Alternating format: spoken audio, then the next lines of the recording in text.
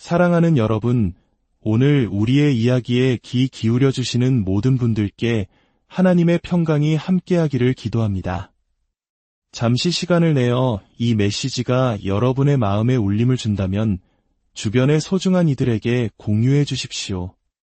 은혜의 씨앗을 심는 여러분의 그 작은 행동을 통해 더 많은 영혼이 위로받게 될 것입니다. 여러분의 삶에 늘 축복이 가득하기를 바랍니다. 자, 이제 우리의 이야기를 시작하겠습니다. 우리가 이 세상을 떠날 때 자녀들에게 무엇을 남겨주고 싶으신가요?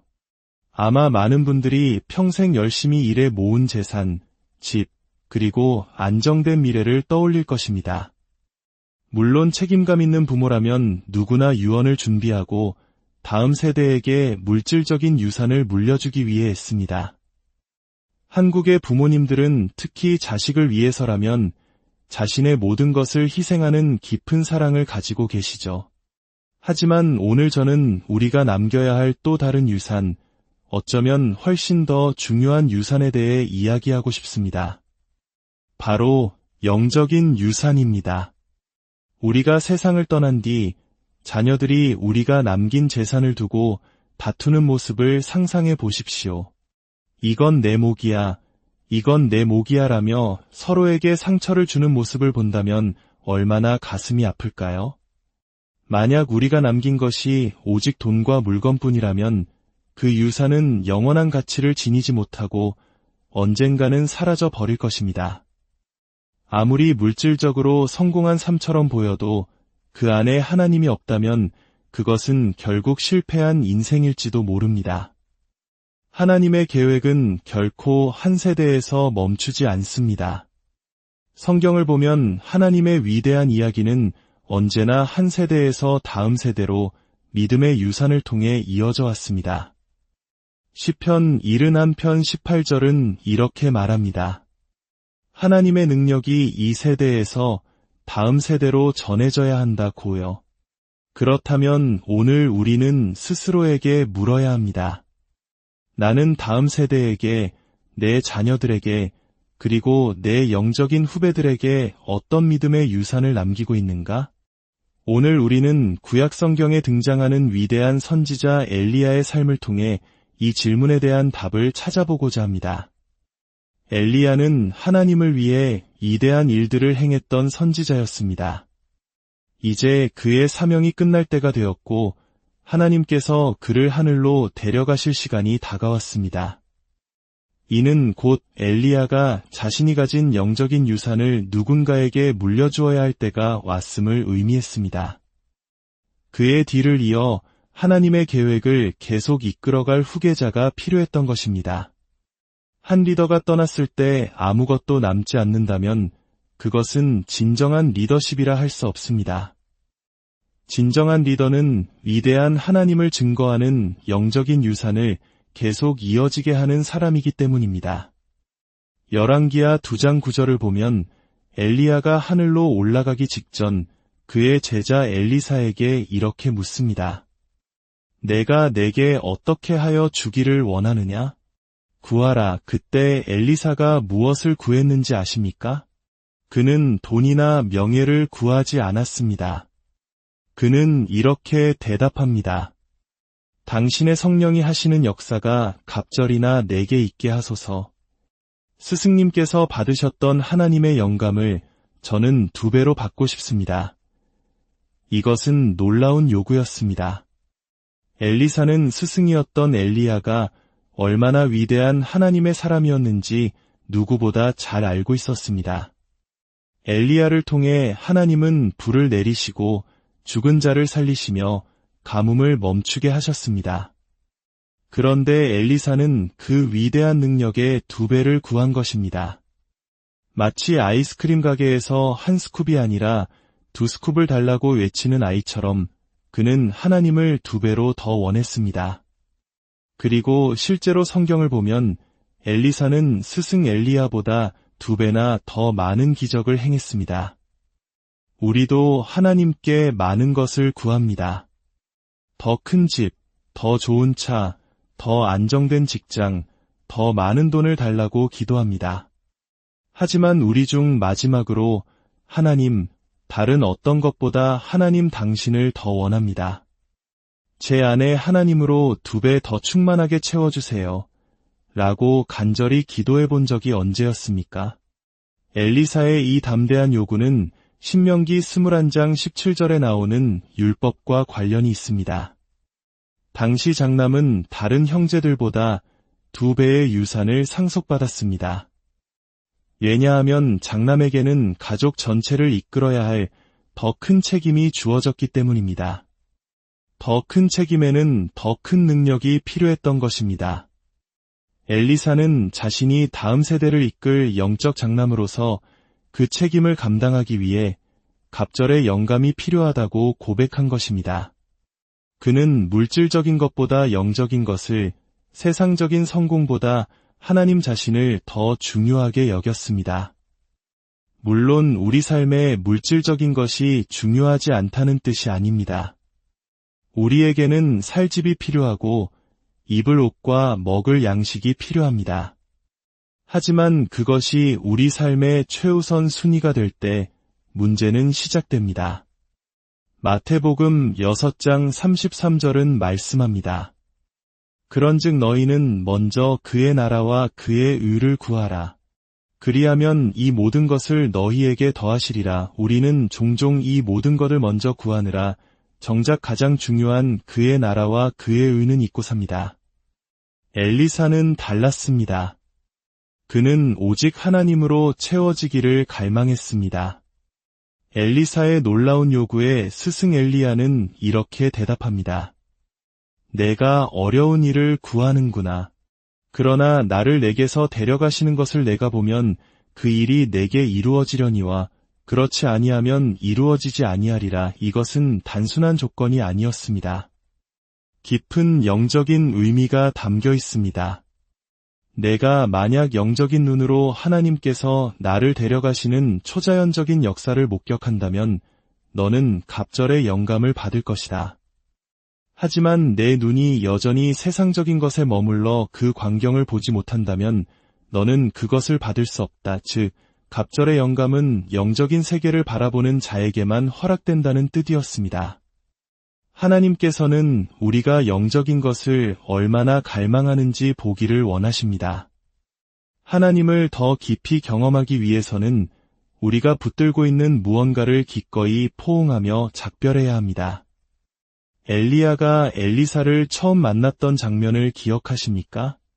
열왕기상 19장을 보면 엘리사는 12결의의 소를 앞세우고 밭을 갈고 있었습니다. 12결의의 소를 가졌다는 것은 그가 매우 부유한 집안의 아들이었음을 의미합니다. 그는 안정되고 풍족한 삶을 살고 있었습니다. 그때 엘리야가 다가와 자신의 겉옷을 그에게 던집니다. 이는 내가 나의 후계자다. 라는 의미의 상징적인 행동이었습니다.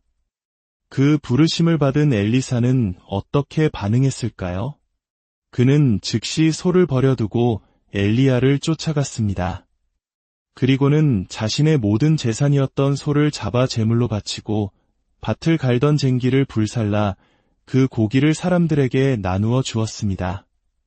그는 자신의 과거, 자신의 안정된 미래, 심지어 부모님과도 작별 인사를 하고 모든 것을 버리고 엘리야를 따랐습니다. 우리가 하나님을 더 깊이 경험하지 못하는 이유는 과거의 삶, 익숙한 세상과 작별하기를 원하지 않기 때문입니다. 하나님께서 우리를 새로운 영적 차원으로 이끌고 싶어 하실 때 우리는 여전히 지금 있는 자리를 너무나 사랑한 나머지 그것을 희생하려 하지 않습니다. 더 위대한 것을 얻기 위해 우리는 반드시 무언가를 포기해야만 합니다. 엘리사는 모든 것을 버렸고 그 후 스승 엘리야를 따라 긴 제자도의 여정을 걷습니다. 이 여정은 단순한 여행이 아니었습니다. 갑절의 영감을 받기 위한 영적인 훈련 과정이었습니다. 첫 번째 장소는 길갈이었습니다. 길갈은 이스라엘 백성이 이집트의 종살이에서 벗어나 약속의 땅에 들어선 후 과거의 수치를 모두 굴려버린 곳이라는 의미를 가집니다. 즉, 과거와의 완전한 단절을 상징하는 장소입니다. 우리가 하나님을 경험하는 여정에서 지체되는 이유는 여전히 우리 마음속에 이집트, 즉 세상을 향한 미련이 남아있기 때문입니다. 하나님을 따라 걷고 있다고 말하면서도 자꾸만 뒤를 돌아보며 세상을 그리워합니다. 하나님은 우리를 구원해내신 그 세상으로 다시 돌아가라고 더 큰 능력을 주시지 않습니다. 새로운 하나님을 경험하기 원한다면 어제의 미련을 길갈에 묻어야 합니다. 두 번째 장소는 베델이었습니다. 베델은 하나님의 집이라는 뜻으로 야곱이 꿈에서 하늘에 닿은 사닥다리를 보고 하나님의 음성을 들었던 곳입니다. 이곳은 하나님을 인격적으로 만나고 그분의 음성을 듣는 법을 배우는 장소입니다. 길갈에서 세상의 소리를 끊어냈을 때 비로소 베델에서 하나님의 세미한 음성을 들을 수 있게 됩니다. 세 번째 장소는 여리고였습니다.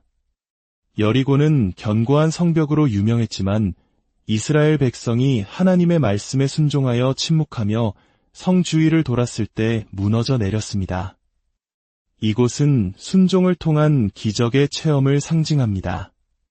베델에서 하나님의 음성을 듣는 법을 배웠다면 이제 여리고에서는 그 말씀이 아무리 비상식적으로 들릴지라도 순종할 때 우리의 상상을 뛰어넘는 기적이 일어남을 경험하게 됩니다. 그리고 마지막 장소는 요단강이었습니다. 요단강은 죽음과 부활, 그리고 새로운 시작을 의미하는 곳입니다. 이곳에서 마침내 영적인 유산의 위대한 계승이 이루어집니다. 이 여정 내내 엘리야는 엘리사를 3번이나 시험합니다. 너는 여기 머물라. 하지만 엘리사는 3번 모두 단호하게 거절합니다. 여호와께서 살아계심과 당신의 영혼이 살아있음을 두고 맹세하노니 내가 당신을 떠나지 아니하겠나이다. 그는 결코 포기하지 않았습니다. 그의 헌신은 말이 아니라 그의 발걸음으로 증명되었습니다. 하나님은 우리의 말뿐인 고백이 아니라 시험 속에서도 끝까지 따르는 그 헌신을 보십니다. 마침내 요단강에 이르렀을 때 불수레와 불말들이 나타나 두 사람을 갈라놓고 엘리야는 회오리 바람을 타고 하늘로 올라갑니다. 엘리사는 그 모든 광경을 똑똑히 목격합니다. 그는 외칩니다. 내 아버지여, 내 아버지여. 엘리야는 그의 육신의 아버지가 아니었지만 그의 영적인 아버지였습니다. 위대한 의사가 되려면 학교 공부뿐만 아니라 위대한 의사를 곁에서 따라다니며 배우는 인턴과 레지던트 과정이 필요합니다. 마찬가지로 우리가 위대한 그리스도인이 되기 원한다면 하나님을 깊이 경험한 믿음의 선배, 영적인 아버지와 함께해야 합니다. 그들은 단순히 성경 구절을 인용하는 사람이 아니라 삶으로 하나님의 살아계심을 보여주는 사람들입니다. 그분은 학위가 없는 사람일 수도 있고 우리가 보기엔 평범한 할머니, 할아버지일 수도 있습니다. 하지만 그들은 하나님께서 어떤 분이신지, 그분이 얼마나 위대한 일을 행하실 수 있는지 삶으로 증언할 수 있는 분들입니다. 엘리야가 떠난 후 그의 겉옷이 땅에 떨어집니다. 엘리사는 그 겉옷을 주워 들고 요단강가에 서서 그 옷으로 물을 칩니다. 그리고 이렇게 외칩니다. 엘리야의 하나님 여호와는 어디 계시니이까? 이 질문의 의미가 무엇일까요? 이것은 그 위대했던 엘리야를 통해 역사하셨던 그 하나님이 지금 바로 여기 나와 함께 계십니까? 라는 믿음의 선포였습니다. 엘리야는 떠났지만 하나님은 어제나 오늘이나 영원토록 동일하신 분이기 때문입니다. 우리 할머니를 통해 역사하셨던 그 하나님, 우리 어머니의 삶을 인도하셨던 그 하나님이 지금 나의 하나님이 되시는지를 묻는 것입니다.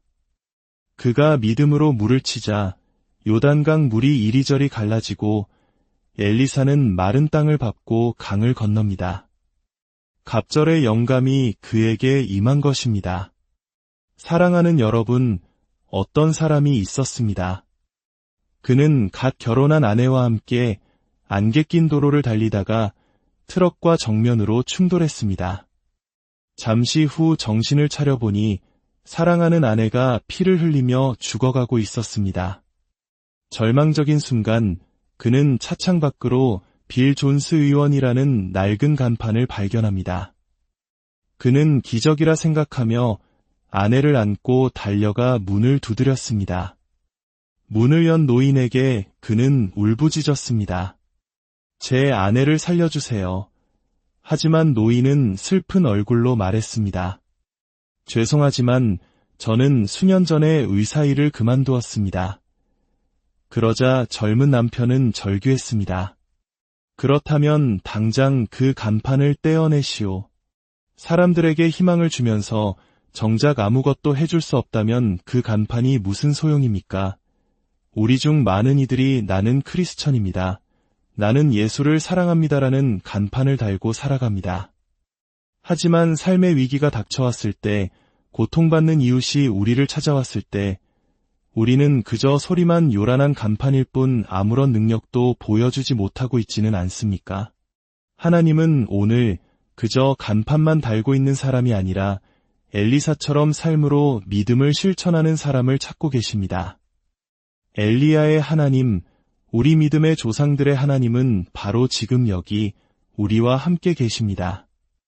그 위대한 믿음의 유산을 이어받아 다음 세대에게 온전히 전해주는 저와 여러분이 되기를 간절히 기도합니다. 엘리야의 하나님, 우리 조상들의 하나님께서 오늘 여러분과 함께 하시며 영원토록 인도해 주시기를 축원합니다.